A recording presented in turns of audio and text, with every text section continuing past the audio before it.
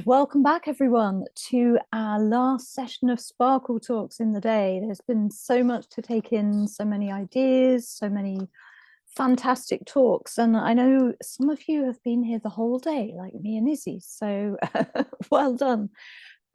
So our final session is being chaired by Caleb Parkin, and we've got three wonderful talks coming up. So we'll be finishing probably around about 4:40, but we'll see how things go. Okay, thank you.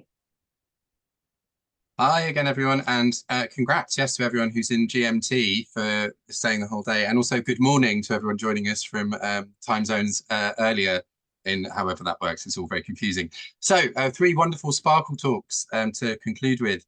First of all, Fiona Glen, who's a Vancouver-based writer and artist, originally from Edinburgh, published in various wonderful sounding anthologies. And Fiona's Mycoglossia pamphlet animates mushroom voices. So please put a link to that so I can buy it, Fiona. I'd appreciate that very much. Fiona's going to talk to us about entangled Insta algorithms, the improbable cuteness of invertebrates, especially sea slugs, I hope, because as advertised in short form videos, I'm very much entangled in those tentacle algorithms as well, Fiona. So I'm really looking forward to this. Over to you. Great, thank you, Caleb. Yeah, I've managed to pretty much exclusively make my Instagram feed animals through the research for this, which I'm very happy about. But yeah, we'll just share screen. Also, yeah, wonderful to be here today, and thank you so much for inviting me to join already. Can everybody see that video? Okay. Nods and thumbs. Amazing. All right, well, yeah, this is a poetic presentation, so I'm just going to kind of read continuously.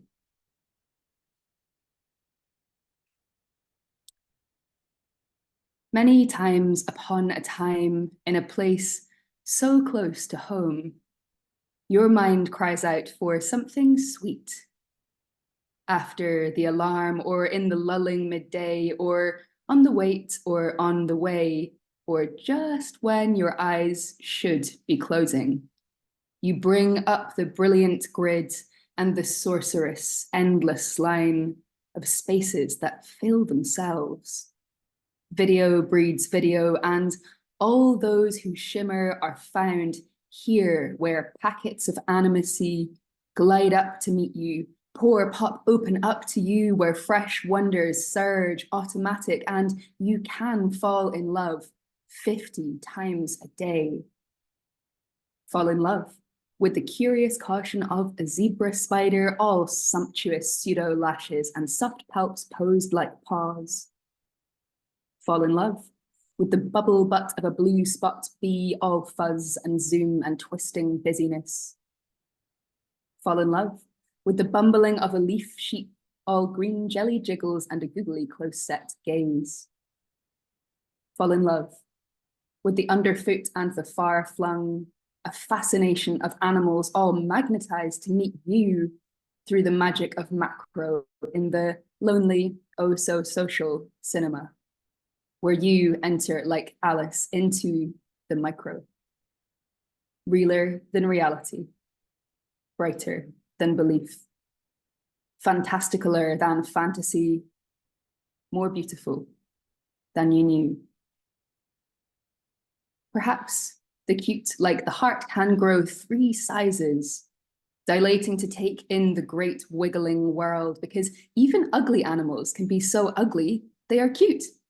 Bustled onto a Noah's Ark of content, shuffled unwittingly onto a stage, posed and framed and tamed with sealy voices, with teeny houses, with badoo, badoo, badoo tunes, to lighten the mood, to hold them close, to send ourselves away on the dopamine arcs in the mesocortolimbic acrobatics that puppet our mouths into smiles, as skin warms and tingles, as pupils widen to catch a menagerie, as we form parasocial relationships with shrimp, as our parental responses flow towards a baby octopus, as we mistake appearance for essence, enchanted by authorless tricks, by a jellyfish just like a fried egg, by a squid just like a strawberry,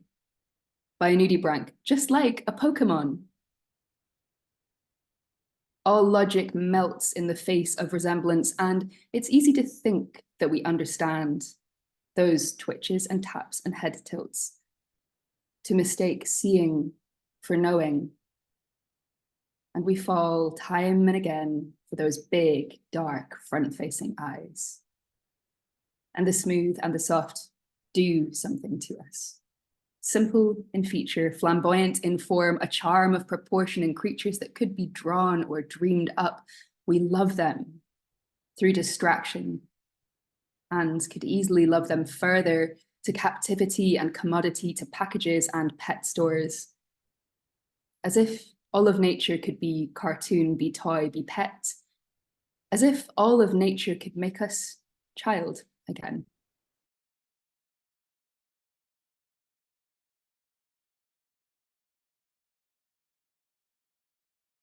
Light as butterfly kisses, not swarms but sweeties, held so tender and near to our itty-bitty noses. Gentle, the antenna. Gentle, the wing. Gentle, the rhinophore. Gentle, the foot. Gentle, the pedipalp. Gentle, the leg. Gentle, the radula. Gentle, the skirt. Gentle, the tentacle. Gentle, the tail. And the phone weighs familiar in your hand, the same frame daily, premiering the never before seen between your fingers, that quick pad tap the empty heart that fill it right up, opaque like an eye gone blind with liking. A binary yes, no, love me not, or love me. And we do like and like and like and like to be in distant intimacy with these dainty beasts. The ones that flutter and budge and squiggle and shimmy and waggle and scamper and scoot in imagined innocence. Absorbed in their absorption, we are docile, drifting in overfeed. Warm and happy and safe. Far from the deep sea or the undergrowth, far from even our own thoughts. And so we reel the wild things in, and so we delight and delight and delight in how they move us with love, move us without touch, move us nowhere at all.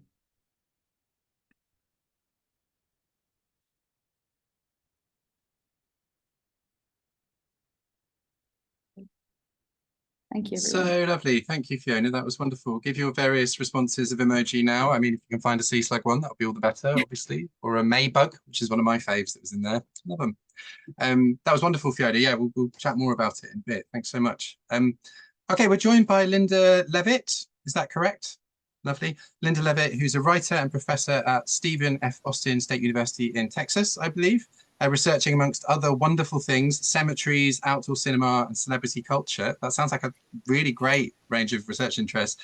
We're going to hear about axolotls, which of course are very widely reproduced in human culture. Last weekend at a festival, I saw a few people in those inflatable outfits, which were of axolotls, as if they were riding an axolotl. I'm not sure if you're aware of them, but you are now. But obviously aren't doing so well in their natural habitats so much. So yes, Linda Levitt, please go ahead. Well, you took my breath away for a moment there with people out in the world in axolotl costumes. That's just beyond. Okay, let me see, where am I? There we go. Share screen. Apologies for the moment it's taking me to get started here.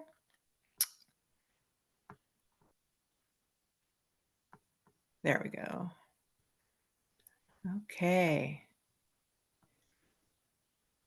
So I'm very interested in this sort of transition and not transition that axolotls have gone through, and their sort of tremendous popularity right now that doesn't necessarily take into account the environmental peril that they are in as much as I think it should. So here for you is a picture of an axolotl if you're not familiar with them. I do want to point out that the leucocystic axolotl is in nature the least common, but in popular culture, the most common. And my background screen salutes them with their little pink ears and their ruffled gills. So if you had a checklist of cute, which Lauren's does offer us, you can see immediately that there are many aspects of the axolotl that make them undeniably cute. Wide eyes, their upturned mouth. They seem to be engaging to the audience, to the viewer. Lawrence's scheme of the child is present here as well. The axolotl has a large head relative to its body size, bulging cheeks, short extremities, and a soft body. And this one even has freckles. So there's certainly many ways in which the extreme cuteness of the axolotl offers itself to favor, to attraction, to interest, and to repetition. And we see this in popular culture right now. Axolotls are represented as stuffed animals, coloring books, stickers, ink stamps. And I was interested in this particular array of capitalist images, seeing how there's even been an anthropomorphization of axolotls, similar to what we see in Disney or Pokemon, where the axolotls are engaged having their ramen, their boba tea, playing on their Chromebook or computer otherwise, engaging in their fitness routines. So really creating a kind of curious animation that enables the axolotl to be like a person. Then we go to Archie McPhee, which is a very popular oddity novelty shop based in Seattle, Washington. And I recommend checking out their website if you have a minute, just to see what kind of strange things they have. And they have a vast variety of axolotl products, including these finger puppets. And there's another image of them where you can see that the forelegs of the axolotl are used in a way that represents arms, as if they were human, which I find very interesting. It's like they have their hands on their hips. So as I mentioned, has been mentioned before, the axolotls are abundant in captivity, originally being bred in France and now being bred all over the world, but they are critically endangered. Their habitat, and this is a picture of one of the 2 lakes in Mexico where axolotls still remain in very, very small numbers. They are critically endangered, and encroachment and pollution have ruined their environment. And so while the ecological message, the environmental message that comes across in popular media is sometimes about the environment, it's more about saving the axolotls in captivity. So it's an interesting twist on sort of the way in which the actual site is not being favored in terms of upholding the natural habitat. And there are some projects to create new habitat in the wild, but certainly the breeding and the pet industry of axolotls, there are more than 1 million of them in captivity now. So the loss of the habitat then also creates for the audience a perspective that here's a thing that lost its home. It's a homeless little creature. I can save it. I can take care of it. That kind of caretaking question that came up about the plants, which I find just extraordinary. And this is one of the typical responses, as we know, to cuteness. So from the natural habitat, from the popular culture representation and material culture, we go to Minecraft, which is a sandbox video game, meaning that the people who play it basically do a lot to create it. It's very open-ended. You can do whatever you want to once you're in there. And there are more than 160 million registered users for Minecraft. And on average, 25 million people play on a given day. So you can expect that the presence of the axolotls, which is not extraordinary, but is one of the many, many different kinds of creatures and environments that exist, has created for some Minecraft players a place where they can become attached to, even virtually attached to, these creatures. Let me go back to Minecraft for a moment. So as you can see, there are 5 different colors in the game. Of the axolotls take on 5 different colors. They are very easy to breed. You just need to get them in a bucket and put them together. And you'll have 2 axolotls. If they're 2 different colors, it's a crapshoot, whichever color the baby will come out.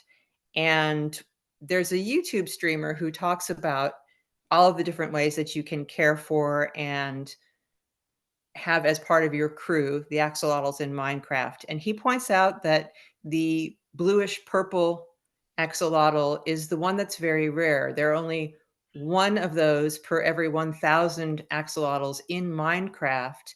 And he sees this as an Easter egg representing the reality of axolotls, that for every 1,000 that exist and flourish, there's only 1 in the wild. So the degree to which a person wants to learn more about the care in captivity versus the saving of the environment is, I think it's not that difficult to get an axolotl into your home. As you see here, the pet trade, there are lots and lots of places that you can go to buy them, have them shipped to you, and create an environment for them. So one of the interesting things about axolotls, finally, that happens in Minecraft as well, another sort of Easter egg, is that axolotls are very important to medical research because they are able to regenerate their limbs, parts of their brain, cells and body parts, which is really just extraordinary. So certainly medical research is looking for ways that we can perhaps take these qualities from axolotls and adopt them for human usage. In Minecraft, if you have a pack of axolotls that are in a fight with another mob, they help each other regenerate. And if you participate in a battle with them, they will give you regenerative powers as well.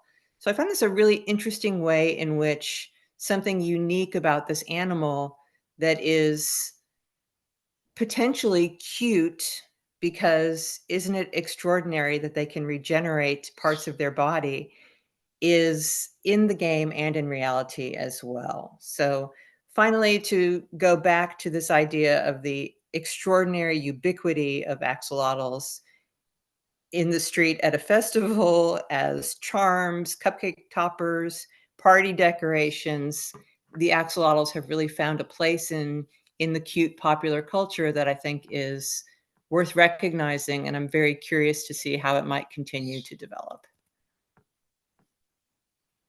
Thank you, Linda. Please give all of your emoji responses.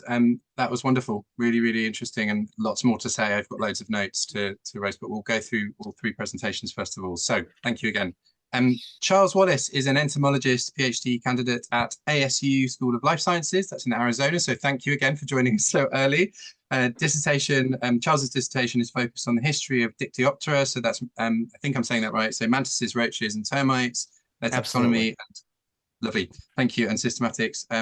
So some roach cuteness and companionship, which I'm all up for here. And you know, they don't have such good PR as other bugs, so I'm really excited. And also I'm very excited by the question mark roach, which I feel like is a gift to poets, and we must immediately write a question mark roach poem. So on that note, Charles, over to you. Okay, I will say just before I share my screen, my presentation has, as you might imagine, a lot of pictures of roaches. So no judgment to anybody who can't hang, but just as a, you know, a good faith heads up, there will be a lot of pictures of roaches. Good ones though, nice pictures. Okay.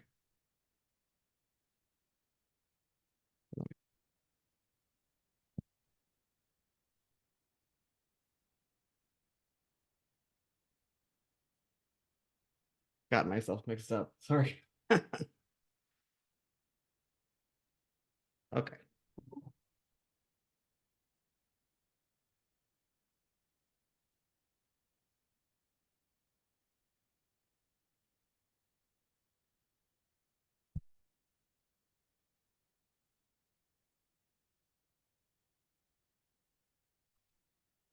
Sorry for the brief. Okay.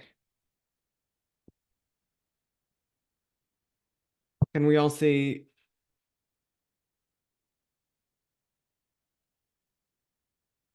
Okay, great. So yeah, so I was here to talk about roaches, and the roach keeping hobby and what it can tell us about our perception of cuteness and what makes something cute.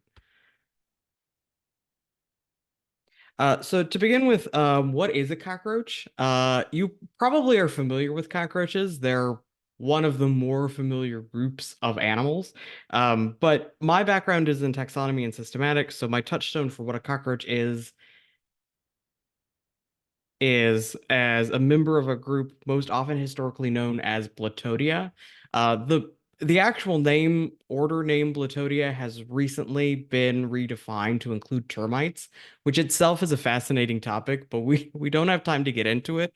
So if you want to know more about that, just attend my dissertation defense in the fall, and then you can learn more.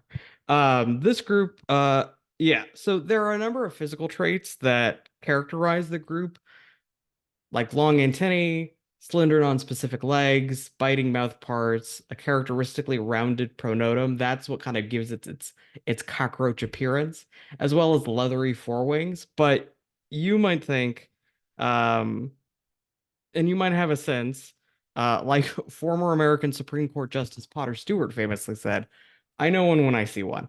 However, roaches are a group possessed of enormous diversity. Although those species identified as pests are the best known, they represent an extreme minority of roaches' total number. They range from tiny infiltrators of ant nests to the hefty palm-sized burrowing cockroach from the land that is now known as Australia. They demonstrate mimicry of multiple other kinds of insects, and they show a breadth of fascinating behaviors. And this diversity, coupled with the relative easiness of keeping many roach species in captivity, has resulted in a robust roach keeping hobby. This hobby has forums, Facebook groups, vendors, and also this excellent book by Orrin McMonagle, which I heartily recommend to anybody looking into keeping roaches. It's a fantastic research, and it has a lot of interesting general cockroach information. So people love their roaches. And even more than that, they think they're cute. Now, if you are like a lot of people that I have talked to about roaches, you might be thinking, how? Or also, why?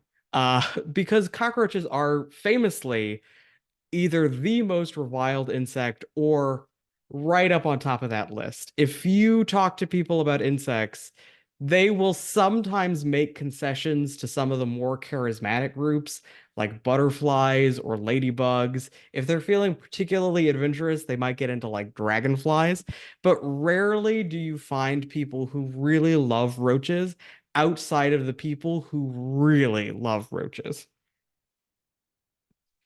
And so there are many wonderful answers to these questions, but I think if you spend time in communities focused on roaches, as I have, and you look at it specifically from the perspective of cuteness and what people find cute, some familiar themes emerge. So, for instance, cute physical traits. As mentioned in the diversity of cockroaches, there are some cockroaches that don't look like the typical sort of pesty cockroach, but instead look more like a species like this one, Torreya pettiveriana, which is in the same genus as the question mark roach, the very, very popular genus Torreya. And, they are small, compact, round. They have these charismatic white dots that kind of make them look like some other insects that people might like more. And as you can see in this historical monograph, many species are mimics of beetles like ladybugs and, other beetles in the Coccinellidae and Chrysomelidae, which are ladybugs and leaf beetles, which people generally are much more attracted to than roaches themselves. Um, and as ladybugs are they are some of the insects with the best PR in the world, and they are regularly found on very classic sources of cute imagery, like stuff for kids. There is also the cuteness of babies. Although these babies may be gross to a lot of people, it's not a huge leap if you already like roaches to perceive these much smaller and more vulnerable versions as cute. This image is of Gromphotorina portentosa, which may be very familiar to you as the Madagascar hissing cockroach, or even hissers, which is an extremely popular species to find in museums, in classrooms, in home collections, because they're pretty easy to keep, and because they can make a hissing noise by expelling air through modified spiracles on their abdomen, which it goes over great with people. People love it. And as you may be able to see, the title of this photo is "Aren't They Cute?" And in the comments on Flickr, multiple people answered affirmatively. And speaking of appealing behaviors, cockroaches typically love dark, damp, enclosed spaces, and one man's photophobic avoidance is another man's adorable shyness. They also cluster in groups, which people find very cute. And because of their chewing mouth parts, they eat in a way that's about as close to human mastication as an insect can get. And it's like, I like to nibble on big pieces of fruit, and so do cockroaches. And fourth, vulnerability. In the context of evolution, which is more directly my background, the study of cuteness is often posed as the study of why a perception of cuteness would evolve as a behavior and a response. And one hypothesis that is commonly given is that it is a protective reaction of wanting to help and protect something vulnerable. Cockroaches, like other insects, have a hard exoskeleton, and cockroaches belong to a group which are hemimetabolists, meaning that they grow in kind of a stepwise fashion, where they hatch as a small version of what they'll look like as adults. And as they grow, they shed their hard exoskeleton, and they're left in this form where they're basically just totally white, and they kind of look naked, and they are extremely vulnerable. It is never easier to eat a cockroach than when they are in this stage. And it's in this state specifically that I've seen a lot of people describe their pet roaches as being very cute. Altogether, altogether, I think these suggest something interesting, which is that some commonly understood markers of cuteness shine through even on organisms that are only rarely thought of in those terms. But even still, there are people who find roaches cute not despite the traits that make them disgusting to other people, but because of them. And in those cases, there remains the open question of how some people overcome the overwhelming cultural bias against roaches as something dirty and gross to respond to them as something appealing and adorable, which further encourages us to interrogate what it means for something to be cute to us and where that response comes from. Thank you.